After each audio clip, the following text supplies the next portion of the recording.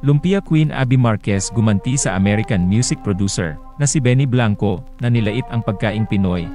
Philippines, this is for you! Pero bago ang lahat, kung ikaw ay bago sa aking channel, huwag kalimutan na mag-subscribe at i-click ang notification bell for more trending news.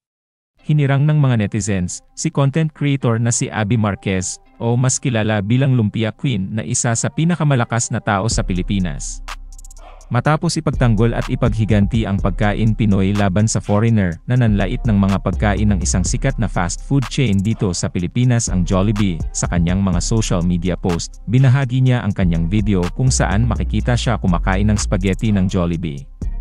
Pero hindi simple kain lang sa kung saan, kinain niya mismo ito sa harap ng music producer na si Benny Blanco, na kamakailan ay pinuna ang lasa ng pagkain ng fast food chain. Ayon sa kanyang post, nagbayad siya ng $35 para makilala siya personal at sabihing galing siya sa lupain kung saan nanggaling ang Jollibee. Eating Jollibee in front of at its Benny Blanco.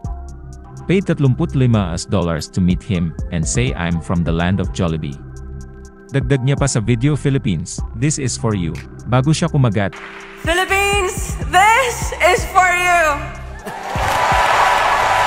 matatanda ang umani sa galit ang maraming Pilipino kay Benny matapos niyang magbigay ng mapanglait na ratings sa Jollibee. Now, a lot of you might not even know this, but my stepmom's from the Philippines, so I grew up eating a shitload of Filipino food. So, let's see what we got.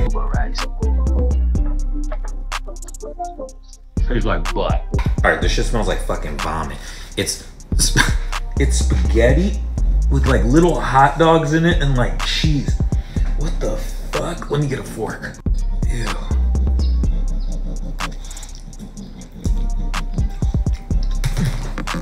Ugh. Ugh. Wait. I feel like that just ruined my night. Oh. Oh. Ew. It's like... Ew. Ooh, Jollibee. Ugh. Isang araw pagkatapos ng backlash, nag-upload si Blanco ng bagong video kung saan sinubukan niya ang iba pang pagkaing Filipino, kabilang ang pansit, lumpia, longganisa at Jollibee chicken sandwich. Alright guys, these are all the highest rated Filipino places in LA. Lumpia is basically just like the sexiest fried little egg roll that you get that shove in your mouth a long ass time. Wow, look at that longanisa. Look. Oh my god. Okay. Here it is. It looks nice. Let's see. Put a little bit of the chili sauce, huh?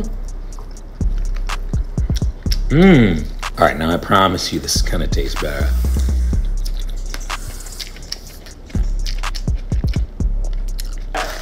What we're gonna do is we're gonna open this little bad boy up and we're gonna put some lumpia right inside, put some of the sauce on top, then fucking put this back on. Look at this fucking thick baby.